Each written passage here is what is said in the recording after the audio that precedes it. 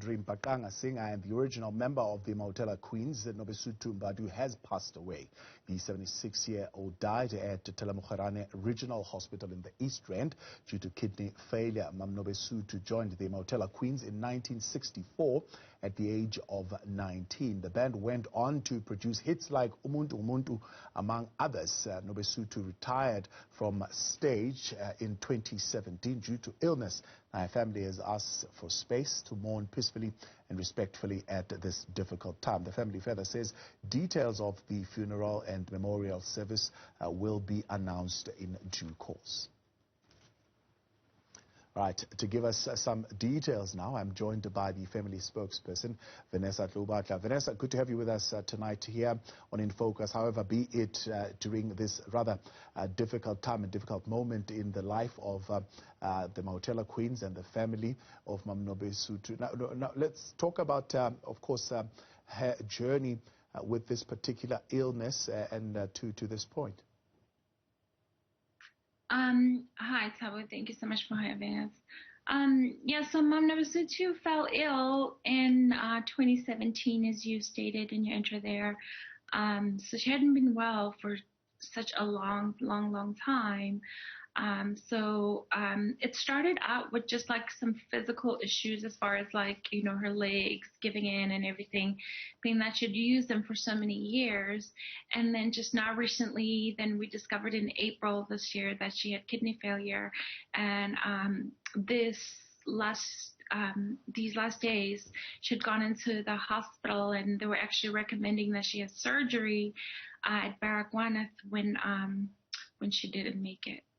Yeah, and in terms as far as her involvement in music at this particular time, we know she had retired from stage. Was she at all still involved in some shape or form with development and particularly lobbying and activism around the music industry? Yeah, so I grew up with this group. You know, my mother is the leader of the group, Hilda Tloubatla, and my mom always says, you know, her voice didn't die or her voice is not ill, you know. So she very much was still capable of singing.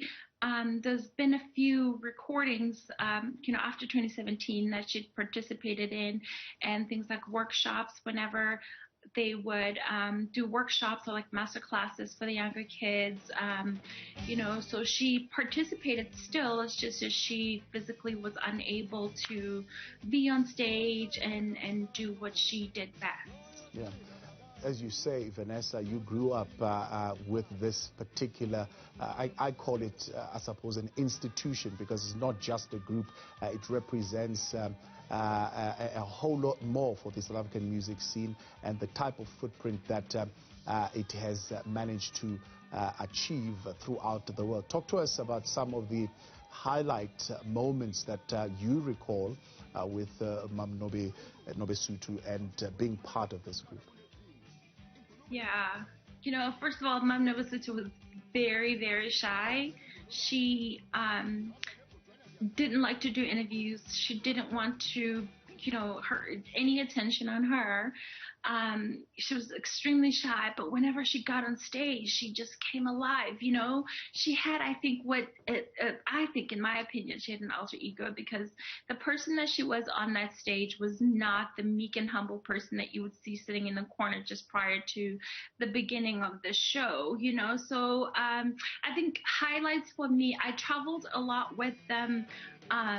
You know, when I was in school over in the U.S., I would travel with them. Their road manager at the time, George Cruz, would always, you know, buy tickets for me to come and see the shows. And, you know, so their travel overseas, they just were always happy whenever they were singing. I mean, the fact that they did collaborations with like big names, you know, Salif Keita, they did collaborations with my personal favorite song called Yebo, with the Art of Noise. They were on the David Letterman show back when, you know, and before people even knew who David Letterman was here at home, you know.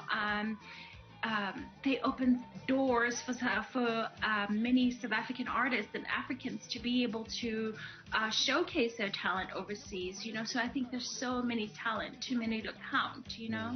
And how was this talent received? It's always something that people back here at home wonder. Whenever artists are overseas, Mautela Queens, they sing in a completely different language, for example, to what's being spoken in the U.S. But what was the reception?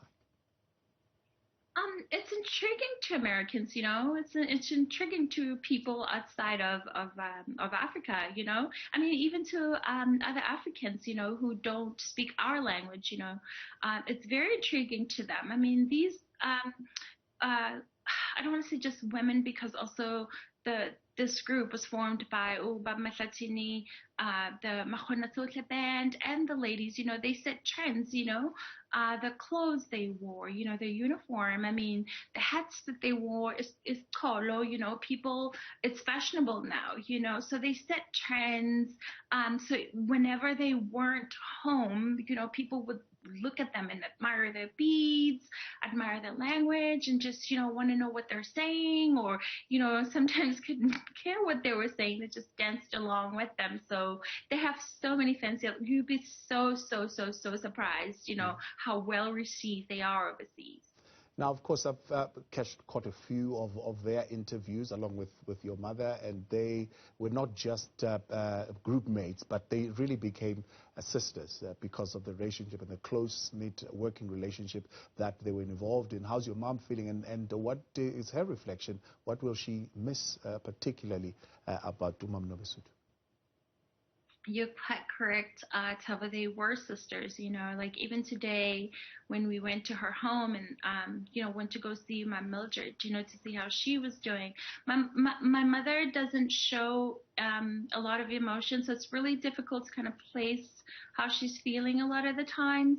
But when we were driving back home and I was driving her home, and I played some of their music, and by song number 2, she was weeping. She asked me to stop the music, because for her, like she, Nokawe said this to me earlier today, the Deputy Minister of Arts and Culture. She said to me, she's watched, my mom has carried so many of her, former colleagues, because she's watched so many of them pass away. So days like this are really, really difficult for her. And so when she listens to the songs, she doesn't listen the same way you and I listen. She remembers things. She'll say, oh, Mamelu Flakes, or she'll say, oh, Nangu Max, with the guitar, referring to Baba Marx Mangwana, or Flakes referring to Baba Masatini. They called them Flakes.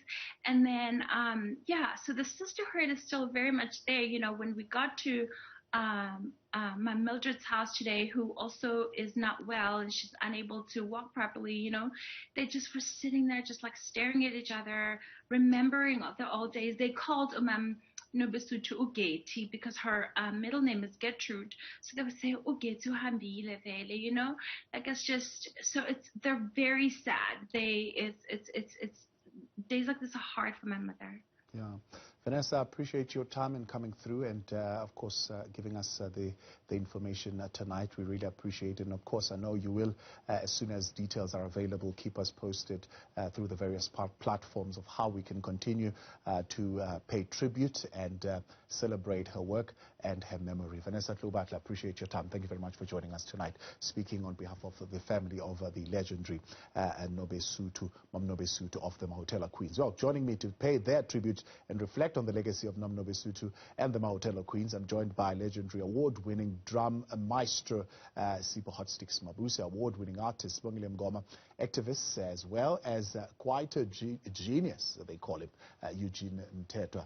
Young boss, good evening and thank you very much. Mngoma and Sipho, good to have you with us tonight, and thank you very much for coming through to In Focus. Before we get into the deeper issues, maybe let me just give you all an opportunity to say your tributes. We'll start with you, Sipho.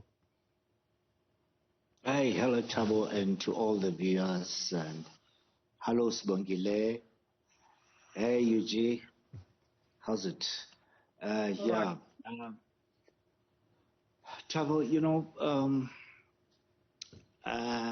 again, it's one of those sad days, when one of us passes on. It becomes a very difficult moment for us to know what it is that we should have to say about the person. I think for me, having known Nobesuthu and the Mahotella Queens has been a privilege in that we all belong to this motley crew of musicians at Gallo. So there was always this interactive process is that we all would be downstairs, Nabo Mashatini, and making music. She had this amazing voice that was central to everything, along with Oshilda, that made the sound of Mahotella Queens unique. Besides, of course, the Imbodlomane herself, Umashatini. Nobesuthu was probably one of the lead singers. And I don't know to what extent the group will be able to find someone that can replace her, because I don't believe that any of the Mahotella Queens is replaceable. But given that she has given so much of her talent to us as South Africans, it's important that we celebrate her. And I mean, at 76, and that she wasn't well, we should allow her to rest. And we can only thank her for everything that she had done for the music, especially for music we sing, when she's Mbaqanga. I mean, for me, meeting them all over the world where they were traveling gave me pride, because then I could always say, wow, she's one of us. I could claim them when I was part of the audience. Yeah. So I can say, Nobesuthu, hamba kahle dadewethu. Sibonga nje umsebenzi owenzile. We'll reflect a little bit deeper and further when we return. Sipho Hotstix Mabuse, Sibongile Mngoma, and Eugene Mthethwa with us tonight on In Focus. Stay on. We'll continue in a moment.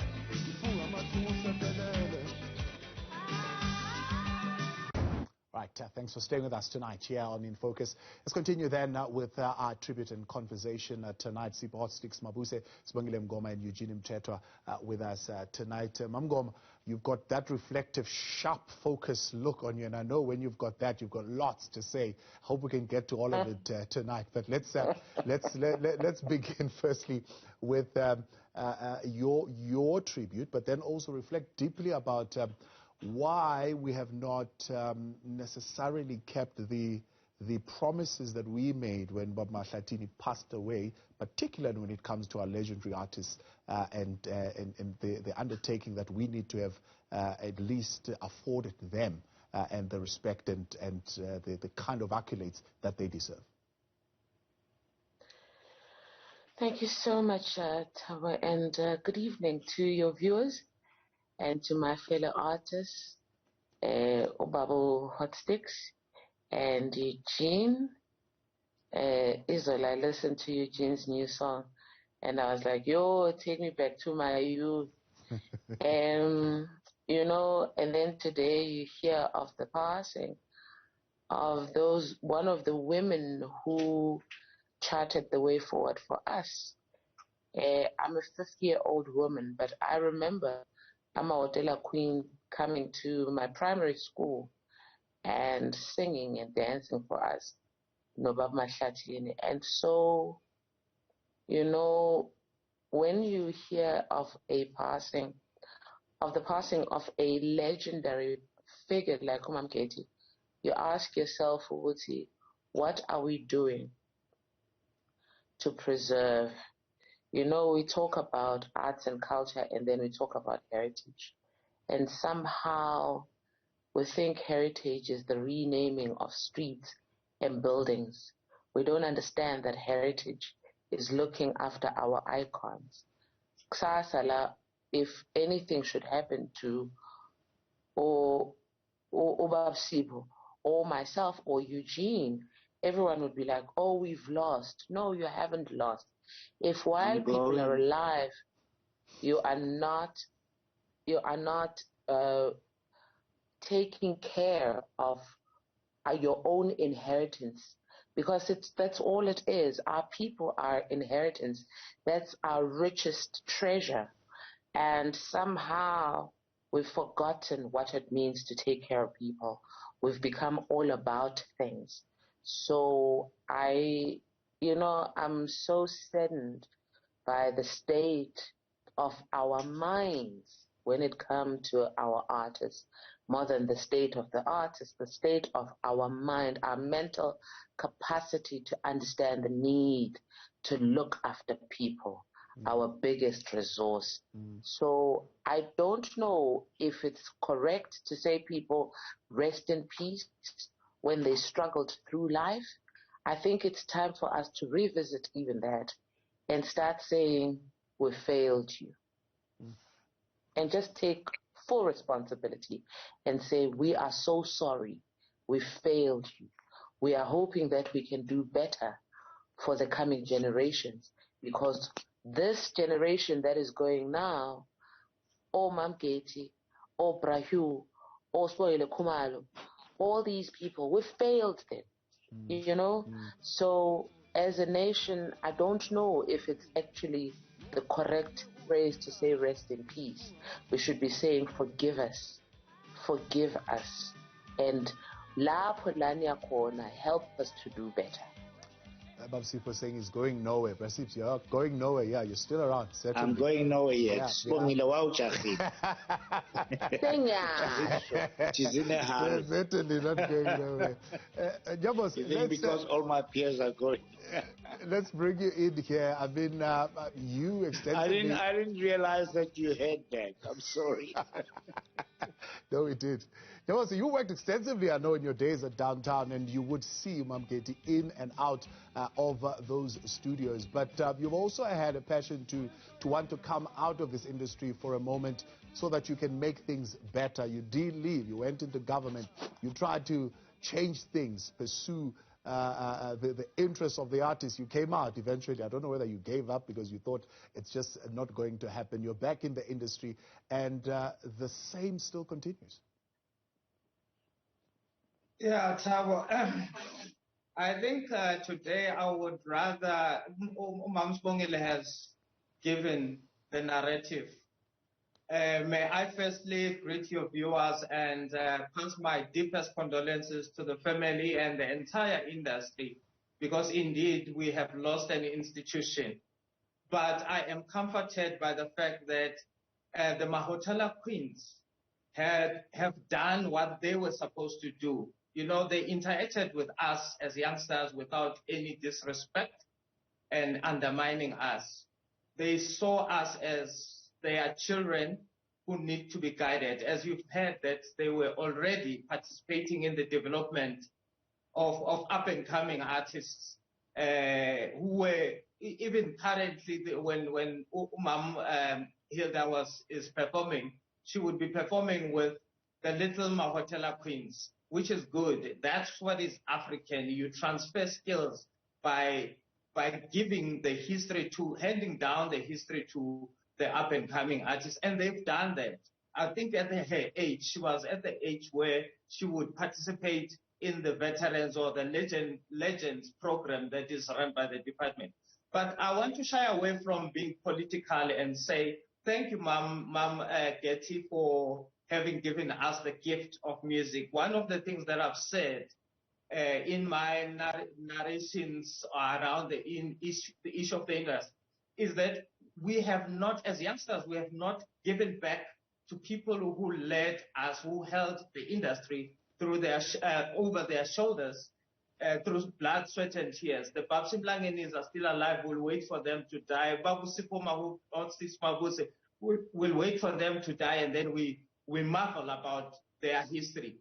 Yet, these are the people who made gallows, who made the big companies. And exactly. We're not giving back the reparations. I spoke about reparations in 2007. We haven't done that. And the reason being, we should take the responsibility because we have failed. I heard you in your introduction talking about when Mahlatini died, there was something that was said by President Thabo Mbeki at that time. And the MITT was established, which was supposed to look out to look out at the things, the issues that are leading artists to die poor. Till today, the President Jacob Zuma said the same thing. You are not organized, guys. Every president has said we are not organized. So I was asking myself, are we going to die, all of us, and only one artist is left? Then they would then say, now you are organized because you have nobody to argue with.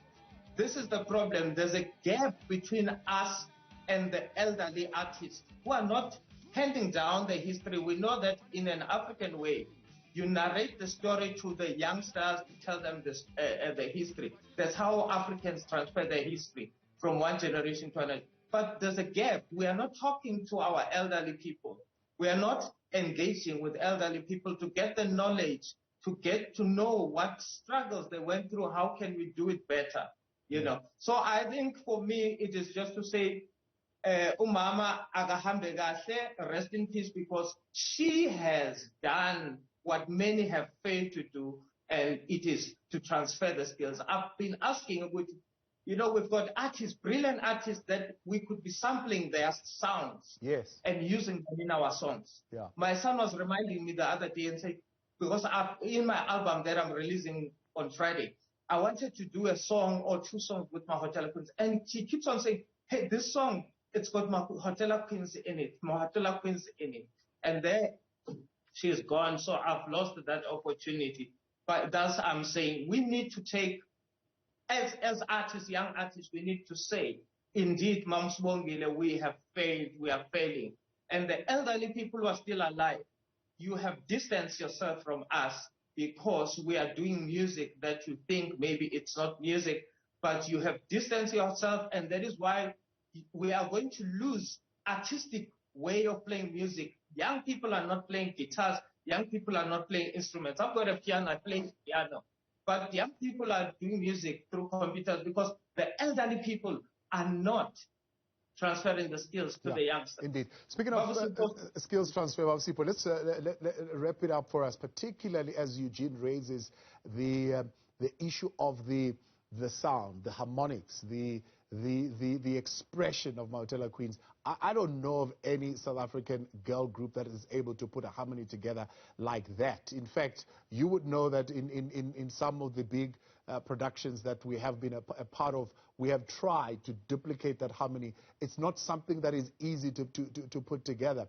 How do we retain that particular sound and pass it on to the next generation? I think I'm hearing what Eugene is saying, but at the same time, I have this problem of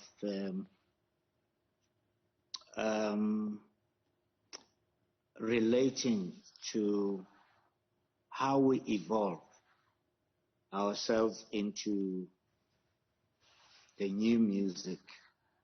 You know, I also have this problem where I believe that the older musicians should not consider themselves custodians of what should happen as a future. Yes, passing on the baton does not necessarily mean making the younger musicians play the same thing or making the same music as we did. You know, for me, the fact that Eugene and his team have come up with a new sound called Kwaito, that in itself is advancement. That is development. And if there's a new group, the new generation that comes up with a sound that calls Mapiano, it's for us to interact with that music and try to learn from that. And maybe we can teach them what we know, and they can teach us what is present. Let's leave it on that note because of time, and I'm going to bring you back because you've just started some very interesting conversation here. So I'll bring you back to take this particular dialogue a little bit further with maybe more older artists and the young ones coming on board. Eugene, Sibongile, and Brasifs, thank you very much for coming through tonight. In Focus.